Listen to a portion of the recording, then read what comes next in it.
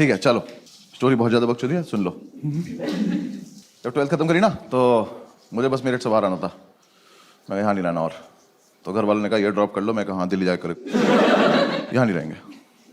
तो दिल्ली आ गए, KMC में एडमिशन भी हो गया। तो सैम आया था मेरे एक दोस्त मेरिट से मेरे साथ, वो भी KMC में। हम दोनों ने एक PG में रूम ले लिया।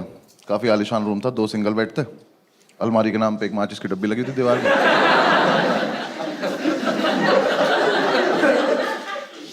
और जो आर्किटेक्ट था ना उसका,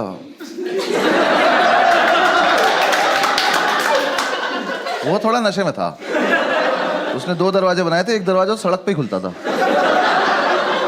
तो अगर कभी जाने अनजाने में खोल दो तो स्कूटी में लग जाता था किसी की। आदमी बढ़िया जा रहा, भाग जाया था, गिर गया, किसी ने दरवाजा खोल दिया। तो हम उसे ज्यादातर बंद ही रखते थे क्योंकि हम भी नशे में रहते थे। तो उस कमरे में एक तरफ हम चाय बनाते थे, तो उधर एक बार चाय गिर गई थी, तो उसके ऊपर अखबार बिछा दिया था। तो अब जो हेडलाइन थी वो चिपक गई थी। तो न्यूज़ के नाम पे हम रोज ये पढ़ते थे कि गाजियाबाद में सरेआम कत्ल हुआ है। और हम रोज वहां से निकलते कहते गाजियाबाद में बहुत कत्ल हो रहे हैं यार।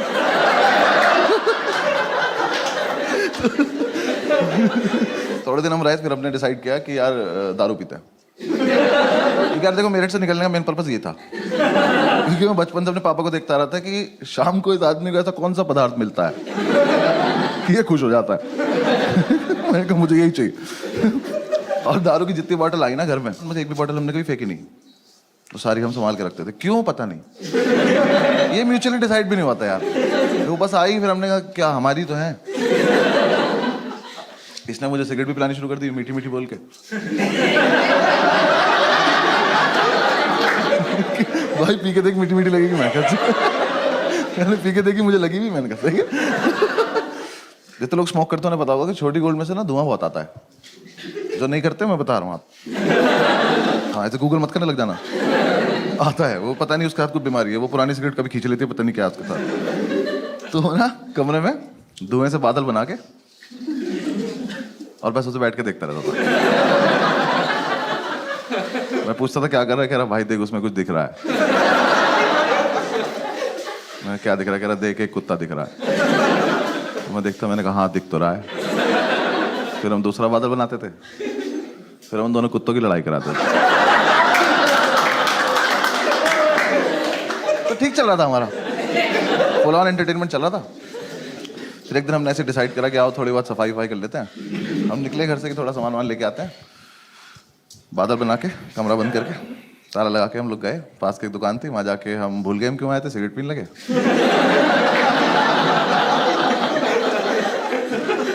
फिर याद आया तो मैंने वाइपर लिया, तो इसने बोला कि वाइपर मत ले यार, रख दे वापस। मैं कह रहे वो कत्ल के निशान मिटाने, ले लेते।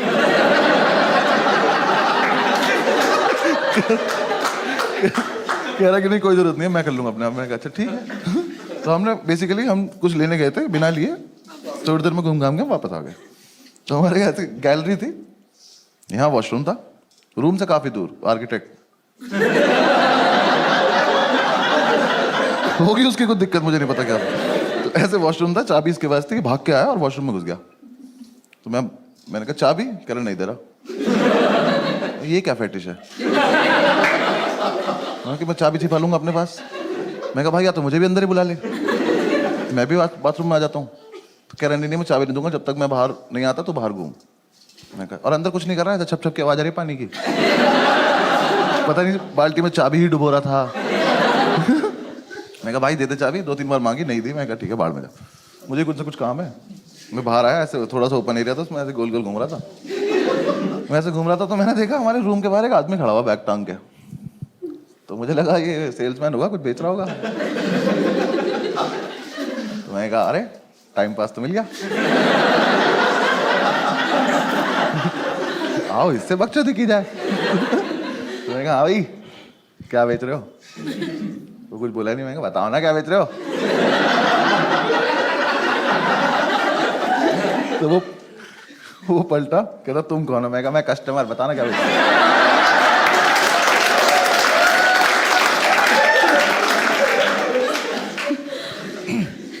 कह रहा मैं सैम का फादर हूं। ये तो कोई बेचने की चीज। तो मुझे समझ नहीं आया इस पर रिएक्ट कैसे करते, मैं बस पलटा में चल दिया। तो कह रहा कहाँ जा रहे हो, मैं कहा मैं कस्टमर ना कुछ खरीदने जा रहा हूँ। कह रहा सही से बताओ तुम करते क्या हो? मैंने कहा अंकल मैं ना पीछे डांस सिखाता हूँ वहाँ पे ना। कुछ समझ ही नहीं आया, मैं रियाज ही कर रहा था, आप आ गए एकदम से ना। तो थोड़ी दूर में भागा, कह रहे एक सेकंड तुम अनुभव हो ना? आप थोड़ी बात सीरियस होती जा रही है। मैं कहा नहीं। कह रहा मुझे सैम ने बताया तुम्हारे बारे में, और मैं ही सोच रहा हूँ अपने लड़के से स्केच बनवाता है क्या? उस टाइम फोटो तो होते नहीं थे। तो ये क्या दोस्त से, हाँ बनाओ शक्ल बनाओ। तो यार देखो मैं भाग सकता था वहां से, लेकिन फिर मुझे एकदम से लगा कि आज क्या होने वाला है। ये आदमी अभी वॉशरूम से आएगा, ये अपना बाप देखेगा, फिर हम तीनों मिलके कमरा देखेंगे, और ये संसार तमाशा देखेगा। मैं इस मोमेंट को मिस तो नहीं करना चाहता। तो मैं कहा बता देते हैं हम कौन है, क्योंकि देखो मुझे क्या डर था, ये आदमी क्या कर लेगा, वैसे तो है नहीं मुझे पीट देगा, ज्यादा से ज्यादा क्या मेरे घर पे फोन करोगे, कर लो। जो अभी टाइम हो रहा है मेरे पापा पक्का फोन उठा के बोलेंगे चीयर्स भाई साहब।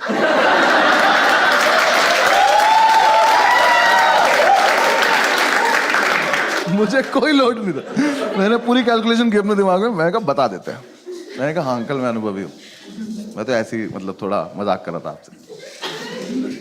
तो उसका मुंह देखे बोलना नहीं चाहिए था कि उससे मजाक कर रहा था मैं। भाई बिल्कुल बाप, हाँ जो मेरे पापा ना पापा है, ये बाप कहते हैं। वो लड़के नहीं तो बचपन से बाप बनना चाहते हैं कि स्माइल नहीं करेंगे वरना औलाद पैसे मांग लेगी। इतना सीरियस है तो खड़ा मैं कहा ठीक है अंकल मतलब मैं ही हूँ, आप बताओ कैसे हो आप? कह रहे सैम कहाँ है? हो गया शुरू। मैंने कहा अंकल यहीं पे है, ये रहा यहाँ पे वॉशरूम है, वॉशरूम में। कह रहा बुलाओ उसको, मैं कहा भी बुलाते हैं। मैं गया, मैंने जाके गिर दिया, मैंने कहा बैठी आपके फादर आए हैं।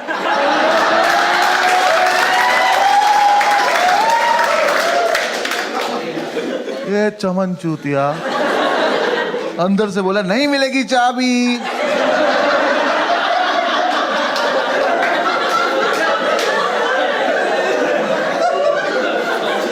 कहा बैठी रख लो चाबी, आपके पापा आए हैं। तो अंदर से कह रहा मेरे डैड जी क्यों आएंगे? वो तो यही आदमी बता पाएगा। मैंने कहा भाई यहाँ एक शख्स है जो क्लेम कर रहा है कि वो आपके पापा है, तो अब ये कंफर्म करने के लिए आप ही को आना पड़ेगा, क्योंकि मेरे पास कोई टेक्नोलॉजी नहीं है। इसको समझ ही नहीं आ रही है बात, इसको लग रहा है मैं चाबी लेने के लिए अलग अलग बहाने बना रहा हूँ। ये अपनी जोन में खुश है, और ये कॉमर्स का था ना, तो ये नया नया कूल बना था दिल्ली।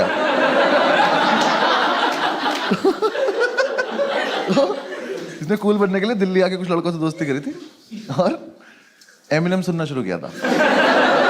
पर इसके लिए नहीं था, वो मेरठ का लड़का एमिनेम, समझ रहे हो तुम? वहां के लड़के अभी भी मेमोरी कार्ड को चिप बोल रहे हैं यार।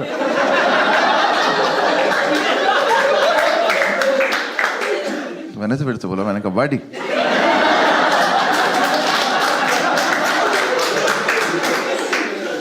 प्लीज मान जाओ,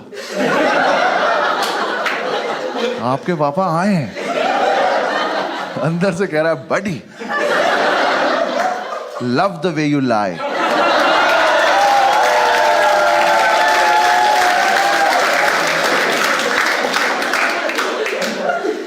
नहीं नहीं नहीं, अपने पापा कसम नॉट लाइंग। एक ही मिनट लगेगा, बाहर आके चेक कर लेना। अलग फील में इतने अंकल आ गए कि हाँ चल क्या रहा है। अंकल आए, मैंने कहा अब पता है सारी गलती इस आदमी खुद की, सब इनकी वजह से हुआ है। अगर ये उस दिन आके एक शब्द बोल देते तो वो लड़का सुन लेता, वो बाहर आ जाता, सब हो जाता। बाप है, कैरेक्टर में रहना। यहाँ आके मुझसे कह रहा है कि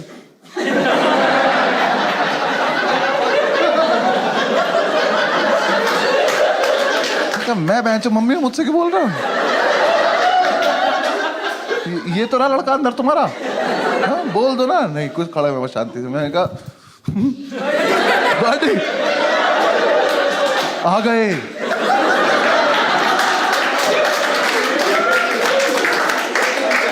यार पता है सब सच है। एकदम से इसका मेरिट ऊपर आया, एमिनेम नीचे चला गया और इसका पेशेंस लेवल खत्म हो गया। इसे लगा कि अब तो ये बहुत देर से बकचोदी कर रहा है, तो अब मुझे इसे जवाब देने का टाइम आ चुका है। इसने अंदर से इतनी बुरी बुरी गालियां देनी शुरू करी, इतनी बुरी बुरी की स्टेज पे तो मैं दे भी नहीं सकता। ऐसे गालियों का लूप चला और मैं सोच रहा हूँ ये वाली तो बहुत एस्केलेट कर दी यार तूने। और ऐसे चला चला चला चला चला और एकदम से एक लाइन आई, और तुझे पता है मेरा बाप कितना बड़ा चूतिया है।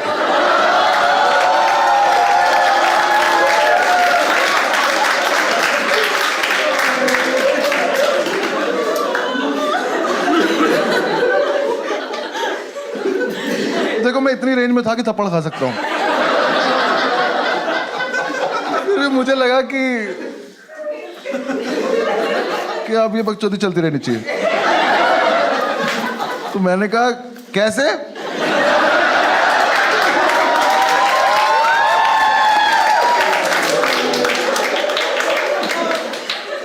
तो कह रहा पता नहीं क्यों आता है दिल्ली, और जब भी आता है एक आलू भुजिया का पैकेट और 4 लड्डू लेके आ जाता है। फिर मेट्रो स्टेशन से फोन करता है, मुझे मेट्रो स्टेशन जाना पड़ता है। कह रहा ये नहीं कभी मैं दारू ले आए।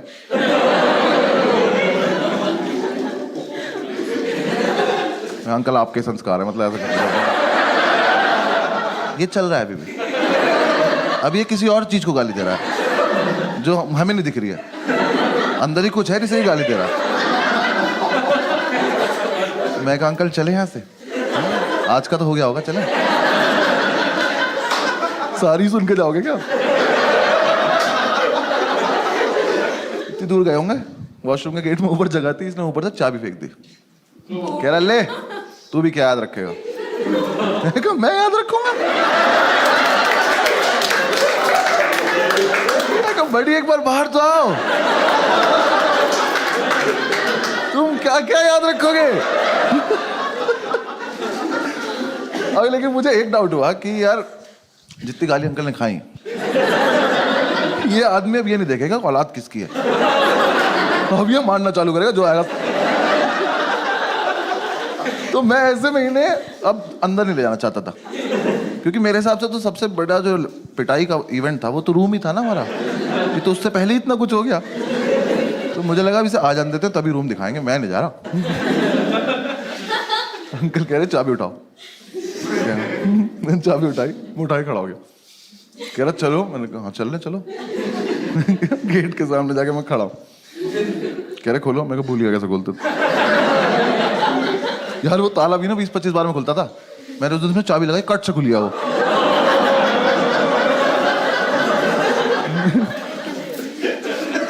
ऊपर वाला तो साथ नहीं दे रहा आज। मैंने ताला ऊपर अटका, कुंडी खोली, मैंने कहा अंकल अब आप कर लो। अंकल ने गेट खोला, पहले तो बादल आए, वो 2 जर्मन शेफर्ड अंकल के ऊपर से गए। वो आदमी स्मोक नहीं करता, कह रहा ये क्या था? मैंने कहा कुछ नहीं अंदर आओ, अभी तो बिजली भी कड़क रही है, आ जाओ। अंकल अंदर घुसे, सामने एक चेयर पड़ी थी, उस पर कपड़े भरे थे, मैंने कपड़े हटाए, मैंने कहा अंकल यहाँ बैठ जाओ, बस बैठ रहो। बाप लाइट जलाओ, मैंने कहा लाइट नहीं आ रही। वो पुराना वाला स्विच बोर्ड लगा हुआ था, उस पर वो इंडिकेटर नहीं लगा रहता था, तो वो जल रहा था। तो कह रहा वो तो जल रहा है, मैं कहा ये इन्वर्टर जल रहा है, छोटा इन्वर्टर इतना ही लोड ले पाता।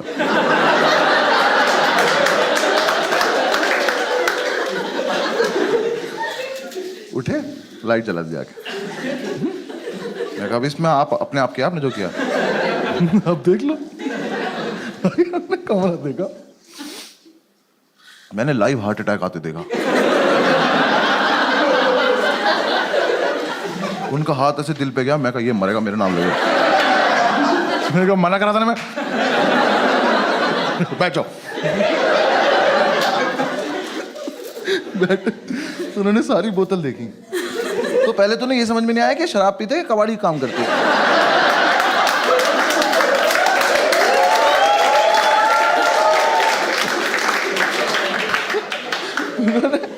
बॉटल देखी और मतलब इतना जेन्युइन सवाल उनका कि पीते ही हो ना? हाँ पीते हुए। और देखा कि साफ सफाई देखी कितनी है। उठ के कमरे में घूमे, मैं उधर मत जाओ, कत्लो रखा वहां पे। उन्होंने देखा हमारा चाय वाय का एरिया, कह रहे अच्छा अच्छा ठीक। एक तो बाप लोगों को ना, बच्चा उनका आर्टिस्ट हो, इसकी कदर नहीं होती, आर्ट की कदर नहीं होती उन्हें। इतना सुंदर पिरामिड बनाया था हमने सिगरेट की डब्बियों से, तोड़ दिया। हम पंखा नहीं चलाते थे कि गिर जाएगा, आगे तोड़ दिया वो डिब्बियां देख रहे हैं सारी, उसमें से एक डब्बी उठाई, उसमें से आवाज आई, खोली तो उसमें बीड़ी थी। तो कह रहे तुम सिगरेट भी नहीं पीते?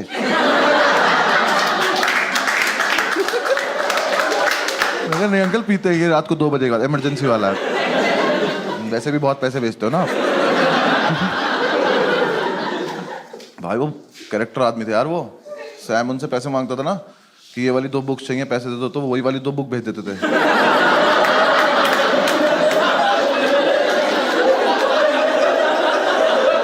फिर हम दोनों पूरे मार्केट में बुक ले घूम रहे थे, कोई ले लो यार, तो हमारे तो कोर्स की भी नहीं है।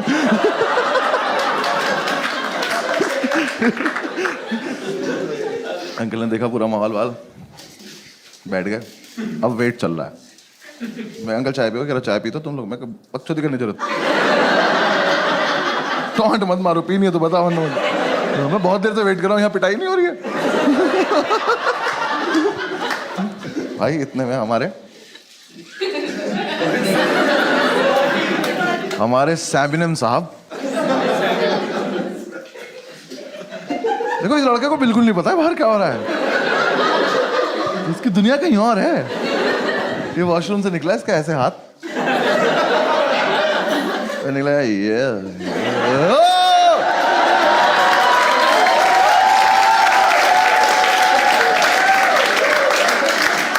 वापस बाथरूम में गया, बंद कर लिया और वहीं से चला रहा, पापा माफ कर दो, कभी नहीं करो पापा। अंकल कह रहे बुला के लाओ इसे। मैं फिर मैं बुला के लाऊं यार, अभी आया तो झपट्टा क्यों नहीं मारा आपने इस पे? तो मैं वापस गया, मैंने कहा बड़ी हो गया, आप धप्पा हो गया, आ जाओ। मैंने कहा देख लिया पापा ने, आ जाओ। अब कुछ नहीं हो सकता। बाहर आया, कह रहा भाई क्या होगा? मैं कहा मुझे क्या पता, तेरा बाप है भाई। मुझे तो बस देखना है, चल जल्दी। आए रूम में, फैमिली वैल्यूज। भाई नहाती पहले पैर छुए। मैं कहा अच्छा आशीर्वाद मिलेगा आपको। बैठा, अंकल ने कहा क्या है सब? कह रहा मैं नहीं करता। अंकल ने मेरी तरफ देखा, मैंने कहा मैं भी नहीं करता। मकान मालिक का है सब। मीठी मीठी बोल के सिगरेट पिलाता है लड़का। बकवास कर रहा, मैं नहीं करता। भाई अंकल ने तो थोड़ी देर डांटा कि तुम तो ब्राइट स्टूडेंट हो, मैं कॉमर्स का ही है।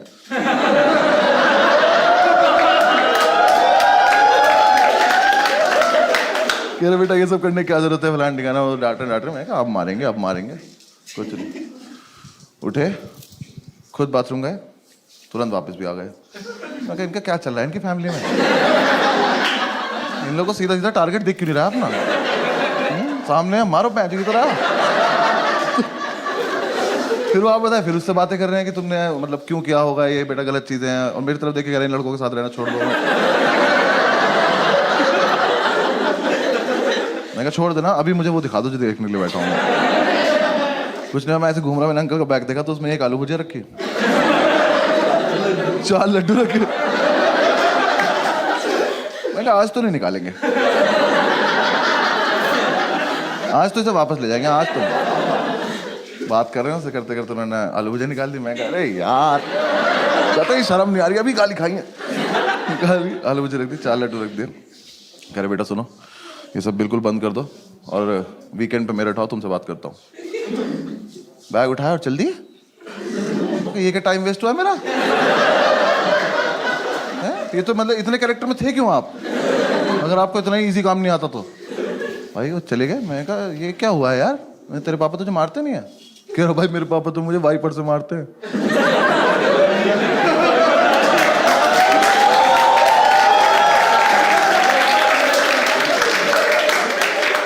मैं कहा तो इसलिए मना कर रहा था क्या? कह रहा भाई बचपन से सिर्फ वाइपर से ही मारते हैं। ये अजीब फेटिश नहीं तुम्हारी बहन? बाथरूम से बहुत ज्यादा लगाव नहीं तुम लोगों को? मेरे और किस चीज से नहीं? कह रहा नहीं भाई उससे ही मारते हैं। मैं तो अब क्या होगा? कह रहा कुछ नहीं, वीकेंड पे मेरठ जाऊंगा और पापा नया वाइपर लाएंगे और फिर उसके बाद आके दिखाऊंगा। चल दिखा दी भाई, ऐसा कर ली। फिर हम थोड़ी देर बैठे रहे, थोड़ा सैड हो गया ये। तो थोड़ी देर बैठे बैठे इसने बोला कि यार ऐसा तो नहीं हम कुछ गलत कर रहे हैं। फिर 5-7 मिनट बाद हमें लगा कि क्या ही गलत कर रहे हैं। फिर 5-7 मिनट बाद हमें लगा क्या ही होता है गलत।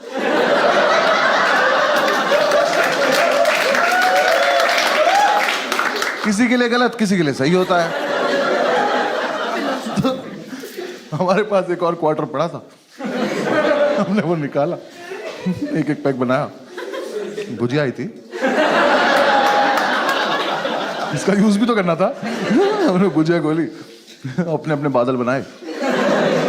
हमारे कुत्तों की लड़ाई होने वाली थी कि अंकल वापस आ।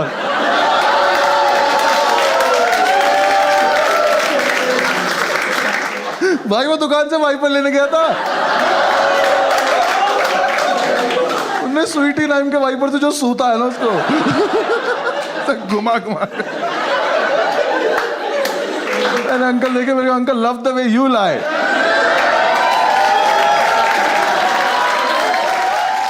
Thank you so much for watching the video. और यार ये जो स्टोरी मैंने आपको सुनाई 10-11 साल पुरानी है, अब तो काफ़ी ज़्यादा चेंजेस आ गए हैं, हम लोग काफ़ी ज़्यादा मैच्योर हो गए। लास्ट लॉकडाउन में साथ में ही थे और काफ़ी मैच्योरली बिताया हमने लॉकडाउन। आप लोग देख सकते हैं एक वीडियो में, मैं अभी दिखा रहा हूँ, देखो आप एंजॉय करो। Thank you.